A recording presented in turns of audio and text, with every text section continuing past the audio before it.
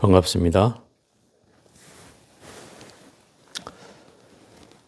전번 시간에 절하는 방법 그리고 참선 자세에 이어서 오늘은 두 번째 시간이고요. 오늘은 제일 처음 불교를 입문한 사람에게 이론을 교육할 때 제일 먼저 하는 주제이기도 하지만 또 제일 어려운 주제이기도 한데요. 불교라는 것이 무엇인가? 이런 제목으로 한번 얘기를 해볼까 합니다.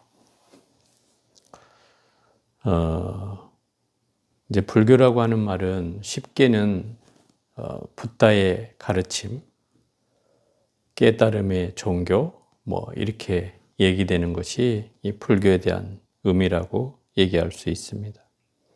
근데 어떤 사람들은 이 불교를 철학이다 이렇게 얘기하는 사람도 있어요. 특히 학자들 사이에서는 불교는 종교 이전에 이미 철학이다 이렇게 얘기하는 분들이 있고, 물론 이제 그 철학이라고 주장하는 그 이유는 흔히 말하는 우리가 알고 있는 철학은 서양 철학, 소크라테스나 플라톤, 아리스토텔레스 등의 그런 철학에 비견될 만한 부처님의 가르침이 있기 때문에 그걸 철학이라고 얘기하는 사람들도 물론 이해는 되지만 우리 입장에서 보면 불교는 철학 이전의 종교고, 또 종교보다 더 정확한 의미는 수행을 할 수 있는 종교라고 하는 거죠. 그게 가장 핵심이라면 핵심일 수 있습니다. 왜냐하면 이 불교라는 말 자체가 부처님의 가르침이란 뜻이고, 그 부처님이라는 말은 바로 깨달은 사람을 일컫는 말이니, 붓다라는 말을 번역해서 불교라고 하는 말이니 깨달음의 종교다, 깨달음의 가르침이다 이렇게 얘기할 수 있죠. 그렇기 때문에 불교는 종교 이전에 종교를 넘어서는 그런 종교라고 할 수 있다. 왜냐하면 실제로 우리가 서양이라는 개념으로 보면 종교라는 말은 그 릴리전이라는 말에서 이 종교라고 하는데, 그 릴리전이라는 말은 이미 그 말 자체가 신과의 연결, 신과의 그 관계, 이런 데서 이 종교의 의미가 생겨나기 때문에 그런 서양 개념으로 보면 불교는 종교가 아닌 거죠. 따져보면. 그래서 그 서구사회에서 이 종교라는 개념이 들어오다 보니까 불교는 엄격하게 어떤 철학자 사이에서는 종교가 아닌 걸로 구분하는 사람도 있다 이 말이죠. 왜냐하면 이 불교라는 종교는 신을 믿는 종교가 아니잖아요. 그렇기 때문에 부처라고 하는 인간으로서 최고의 길을 건 각자와 그 다음에 그 길을 가는 나 자신 사이에 어떤 수행의 관계로서 설정되어져 있는 그런 가르침이기 때문에 종교라는 그 서양적 개념에서는 맞지 않다 이렇게 얘기해 드릴 수 있죠. 그런데 우리가 이 팔만대장경이라는 경전에 보면 왜 팔만대장경일까 이런 생각도 한번 해봤어요. 여러분 왜 팔만대장경이라고 할까요? 그 팔만대장경이라는 말은 경판의 숫자가 8만 장이 넘어요. 지금 그 해인사 장경각에 남아있는 그 대장경판의 숫자는 82,158장인가 그렇게 있어요. 물론 몇 장은 없어진 걸로 제가 기억은 하는데 원래 아마 만들어질 용도는 아마 84,000장 정도가 될 거라고 보여요. 다만 일본으로 넘어가서 그렇잖아요. 다 넘어가는지 모르겠는데 어쨌든 몇 판은 없어졌어요. 그 84,000이라고 하는 말은 사실 인도의 숫자 개념인데 제일 많다라고 하는 의미를 쓸 때 84,000이라고 써요. 그러니까 팔만대장경이라는 결국은 경전 가운데 제일 많은 경전을 모아놨다라고 해도 과언이 아니죠. 물론 이 팔만대장경은 그 고려 초에 만들어졌다가 이제 그 몽고군이 침입해가지고 이제 불을 지르는 바람에 그 경전이 소실되어서 다시 이제 만들어진 게 이 지금 현재 팔만대장경이란 말이에요. 이게 또 보관이 뭐 강화도에 있다가 또 저 대구 쪽으로 갔다가 그 다음에 세 번째 옮긴 게 지금의 해인사예요. 그러니까 세 번이나 옮겨진 채로 뭐 아주 소실될 어떤 그런 인연도 있었는데 불구하고 어쨌든 잘 지금까지 보존되고 있죠.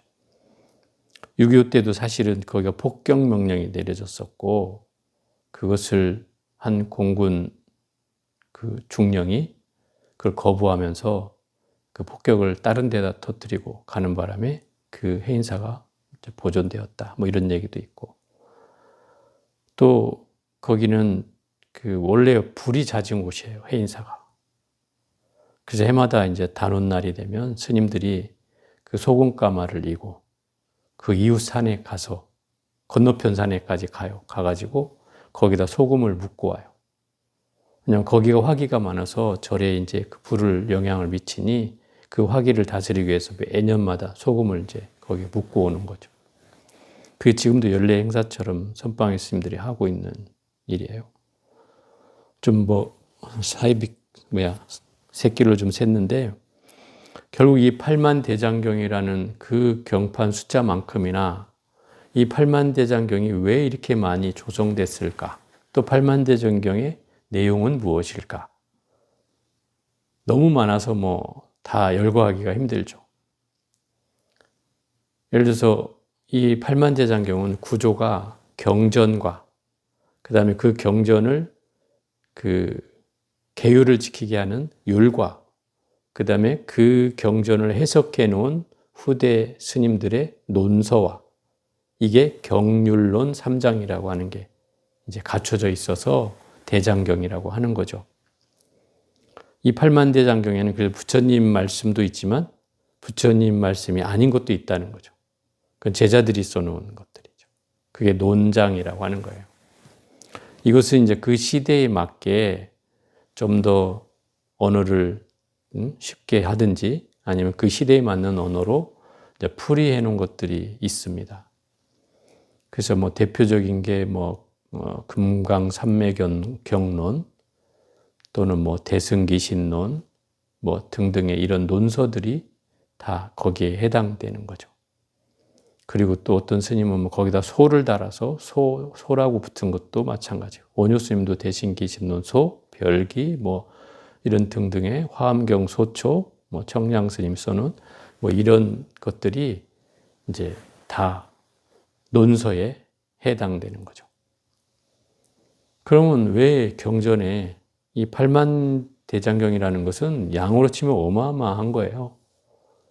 예를 들어서 뭐 구약성서, 신약성서를 다 합쳐도 이 팔만대장경에 비한다면 10분의 1도 안 돼요. 뭐 코란, 뭐 이슬람 경전도 마찬가지고요. 근데 사실 부처님은 또 그렇게 얘기하거든요. 그렇게 많은 경전이 설해졌는데도 당신은 한마디도 설한 바가 없다. 이러신단 말이에요. 그럼 그 경전은 뭐지? 경전은 그렇게 많은 설을 했는데 왜 설하지 않았다고 하는 거지? 하는 의문이 생길 수 있죠. 근데 사실 이 팔만대장경의 핵심은 바로 마음을 꿰뚫는 방법이죠. 마음을 통하는 내용이, 마음을 어떻게 수행할 것인가라고 하는 그 내용이 이 팔만대장경에는 거의 다라고 해도 과언이 아니다. 그래서 이 팔만대장경은 사실은 다 공부할 필요가 없습니다. 불교는 그렇습니다. 불교는 본인의 소위 경전 하나를 정해서 그 경전을 죽을 때까지 공부해도 결국 거기에 물리가 터지면 다른 경전도 쉽게 이해가 되게 돼 있어요. 그래서 한 가지만 주야장창 해도 괜찮다는 거예요. 이것저것 다 해야 될 이유는 없어요. 물론 뭐 공부를 배우는 건 있을 수 있는 일이나 자꾸 이거 하다 저거 하다 하면 이제 혼선만이 일어나고 중심이 없어져서 정말 불교에 대한 이해가 더 오히려 어려워지는 경우가 생겨난다. 그래서 이 팔만대장경의 그 가르침은 딱 한마디로 얘기하라면 마음심자 하나 딱 던져놓을 수가 있다. 그거면 다 회통이 된다. 이 말이죠. 그러니 결국 이 불교라고 하는 종교는 마음을 다스리는 그 수행이 핵심이 되는 종교라고 하는 것을 알 수 있다는 대목이죠. 결국 불교는 그래서 깨달음의 종교라고 하는 것이고 또 그 마음을 다스리는 게 핵심이 된다는 거죠. 예를 들어서 옛날에 그 조가선사라는 분이 있었어요. 그 중국의 그 조자가 세조자고 과자가 이제 둥우리 과자인데 세둥지 스님이라는 거죠. 별명이죠, 별명. 이 스님은 나무 꼭대기에다가 판자를 놓고 그 위에서 사신 거예요. 평생을. 밖에 내려오지도 않고. 거기서 뭐 대소변을 다 해결했어요. 위에서. 그래서 일명 이제 도인 스님으로 소문이 났는데 어느 날 그 백낙천이라는 그 시인이기도 하고 중국에 이제 말단 벼슬을 했던 사람인데 이 사람이 이제 그 은퇴를 하고 낙향을 해가지고 그 집에서 소일하고 있는 참인데 너무 심심한 거예요. 매 일을 하다가 이제 일을 안 하고 있으니까. 그래서 마음 공부나 해볼까 하고 있는 와중인데 사람들이 그러는 거죠. 저 숲속에 가면 그 새 둥지 스님이라고 아주 도인 스님이 계시다고. 그 스님한테 한번 공부를 물어보라고. 훌륭하게 잘 가르쳐 주실 거라고. 그래서 반신반의하는 마음으로 이 백낙천이가 사람 말을 들었지만 진짜일까 가짜일까 하는 마음으로 거기를 갔어요. 근데 나무 위에 이렇게 올려다 보니까 스님이 그 나무판 위에 앉아갖고 구벅구벅 졸고 있는 거예요. 그러니까 이 백낙천이가 아니 뭐 30년을 공부했던 사람이 그래 저렇게 졸고 있어? 저거 땡중 아냐? 이러고 아이고 그냥 돌아가야 되겠다 하는데 자기가 발길로 돌뿌리를 딱 차게 된 거예요. 그 돌 떨리는 소리에 스님이 이제 눈을 떴단 말이죠. 그거 누구시오? 이제 그렇게 된 거죠. 나 지나가는 나그네 올시다. 어쩐 일로 여기를 찾아오셨어? 여기에 뭐 도인 스님이 있다서 찾아왔는데 꾸벅꾸벅 졸고나 있어서 도인은 아닌 것 같습니다. 이렇게. 그 스님이 그러는 거죠. 뭐 도인이 별거 있나? 응, 잠오면 자고, 응? 배고프면 밥 먹고, 목마르면 물 마시는 게 그게 도인이지. 딱 이 말에 갑자기 뭐 자기가 생각했던 거하고 좀 다르니까 그럼 내가 한 가지 묻겠어. 물어보시오. 불교가 뭐요? 불교가 대체 뭐요? 이렇게 물었어요. 근데 이 스님이 대답이 뭐라 하냐면 나쁜 일 하지 말고 착한 일 하는 게 불교네. 이렇게 얘기하는 거죠. 그러니까 그 말을 들은 이 백낙천이가 아니 그런 말은 3살 먹은 애도 아요. 그게 무슨 뭐 새삼스러운 말이라고 그 말 하시오.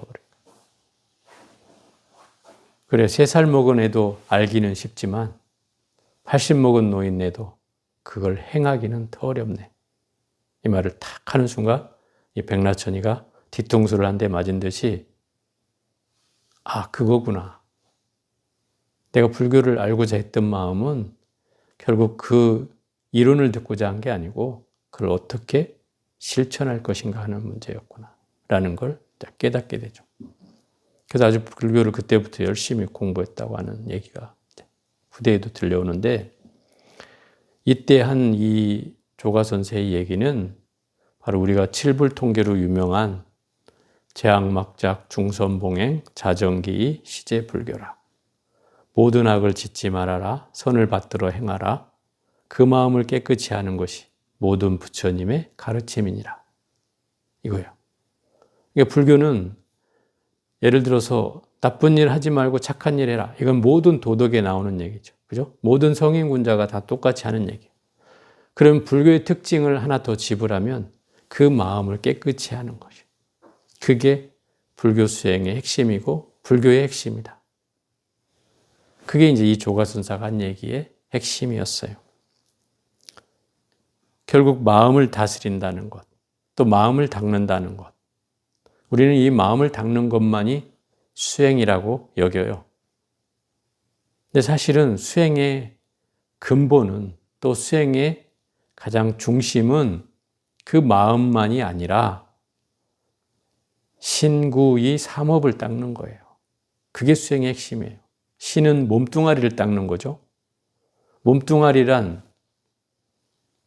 예를 들어 살생하지 않고 도둑질하지 않고 거짓말하지 않고 사음하지 않는 것. 그게 몸으로 닦는 거예요. 또 입으로 닦는 거는 거짓말하지 않고 꾸며 말하지 않고 이간질하지 않고 험한 말하지 않는 거죠. 이게 입으로 닦는 거예요. 또 마음으로 닦는 것. 의라고 하는 말은 마음이란 뜻인데 그 마음으로 닦는 건 바로 탐내지 않고 성내지 않고 어리석지 않은 거죠. 이게 우리 수행의 요체예요. 그럼 결국은 마음을 닦는다는 건 내 몸과 입으로 닦는 것은 기본이어야 된다는 뜻인 거예요. 그게 기본이 될 때 생각으로 또는 마음으로 닦는 것은 자연히 이루어지게 돼 있는 것이다. 그게 불교다. 한마디로 말한다면 그게 불교다. 이렇게 얘기할 수 있다. 결국 생각과 말과 행위를 닦는 것이 바로 그게 마음 공부이고 마음 공부는 그 마음만을 닦는 것을 얘기하는 건 아니다. 그러면 이 마음을 닦는다는 건 어떤 의미냐면 어떻게 해야 마음을 닦지? 라고 생각을 해보면 결국 그 마음이 어디로 가는지를 알아차리는데 그 마음 공부의 핵심이 있다. 내 마음이 어디를 향하고 있는지. 지금 생각으로 막 나래를 펴서 내가 어디 뭘 하고 있는지도 모른 채 생각으로 흘러가고 있는지 아니면 어디 가서 뭐 먹을 생각을 하고 있는지 아니면 내가 지금 다른 기니할 생각이 있어서 고민할 일이 있어서 그걸 생각하고 있든지 자꾸 움직여지는 이 생각을 알아차리는 것이 마음 공부의 핵심이다. 그게 불교다. 이 말이에요. 불교는 거창한 게 아닙니다. 거창한 게 아닌데 사람들은 거창한 것처럼 얘기하죠. 또 하나, 마음 공부라는 건 사실은 아주 단순한 행위예요. 그런데 그 단순한 행위가 사실은 그 우주법계에서 말하는 그런 이치보다 훨씬 더 수승하다는 거죠. 그래서 부처님이 내 마음을 하나 깨친 것 뿐인데 세상의 이치를 알았어요. 왜 그랬을까요? 결국 내 이치를 알면 세상의 이치를 알게 돼 있는 거예요. 그게 깨달음의 원리예요. 그래서 저 몸뚱아리를 소법계, 작은 우주라 하고 밖에 펼쳐진 세상을 대법계 또는 우주법계, 넓은 세계라고 하죠. 근데 이 법계라고 하는 말은 서로 통해 있다는 거죠. 나 하나를 깨치면 세상의 이치를 아는 것과 똑같다 이 말이죠. 그래서 결국 부처님은 자기를 극복해서 세상의 이치를 아신 분이다 이 말이야. 근데 세상 사람들은 이걸 반대로 하죠. 세상의 이치를 알아야 자기를 알 수 있다고 얘기를 하죠. 근데 이게 어리석은 거예요. 어리석은 거예요. 근데 세상 사람은 그걸 알다가 이제 평생을 가는 거죠. 나를 알아야 세상을 아는 거예요. 나를 깨치면 세상이 내 안에 있는 거죠. 또 세상의 움직임도 내가 움직여지니까 세상이 움직여지는 거예요. 근데 그 이치를 우리는 이 부처님 가르침을 통해서 깨달아야 한다는 것이죠. 그게 이제 마음 공부의 사실은 핵심이에요. 결국 알아차린다고 하는 말은 나와 마주하는 일이죠. 나 자신과 마주하는 일이에요. 그죠? 더 정확히 말하면 나의 주인공과 마주하는 일이다. 나라고 하는 존재는 참나라고 하기도 하고 주인공이라고도 하고 또 어떤 스님은 한물건이라고도 하고 어떤 스님은 또 불성이라고도 하고 또 어떤 스님은 일심이라고도 하고 또 뭐 경전에는 그것을 뭐 원각이라고도 하고 뭐 열애장이라고도 하고 이런 여러 가지 말로 써요. 근데 사실 그 말은 다 이름만 다를 뿐이지 다 똑같은 거예요. 똑같은 말이에요.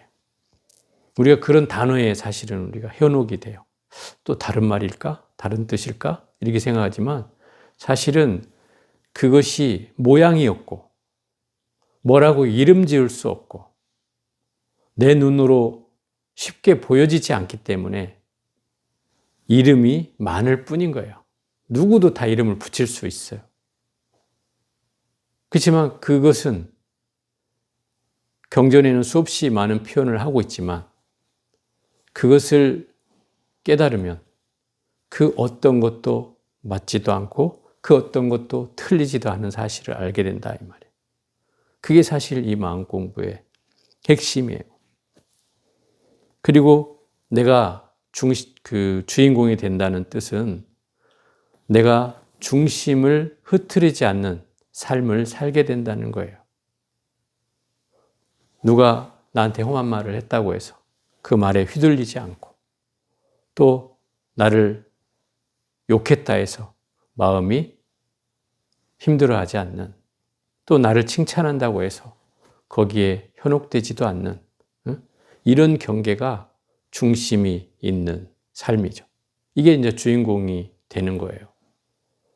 내가 휘둘려지는 순간 남의 말을 듣고 괴롭고 힘들고 또는 우쭐해지는 마음이 든다면 이것은 이미 중심을 내가 스스로 무너뜨린 셈이 된다.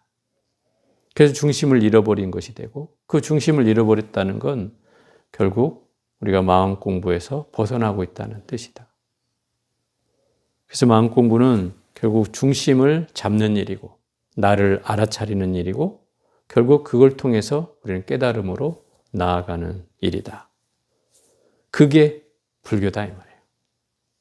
그러니 불교는 철학적인 의미도 포함되어 있지만 또 종교적인 의미도 포함되어 있지만 정작 이 불교 안에는 이 깨달음이라고 하는 이 마음의 수행이 가장 핵심이 되는 게 바로 불교다 이 말이죠.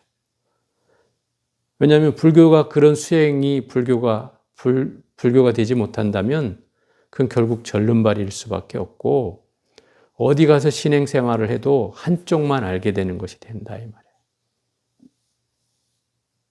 그래서 절에 다니면서 제가 지금까지 만나본 신도들의 99%는 다 기복에서 시작해서 기복에서 끝나는 게 현재의 일이죠. 물론 그것이 잘못됐다고만은 볼 수는 없어요. 왜냐하면 시작은 다 거기서 하게 되니까 그게 잘못됐다고는 할 수 없는데 그 다음 단계를 나가지 못한다는 거죠.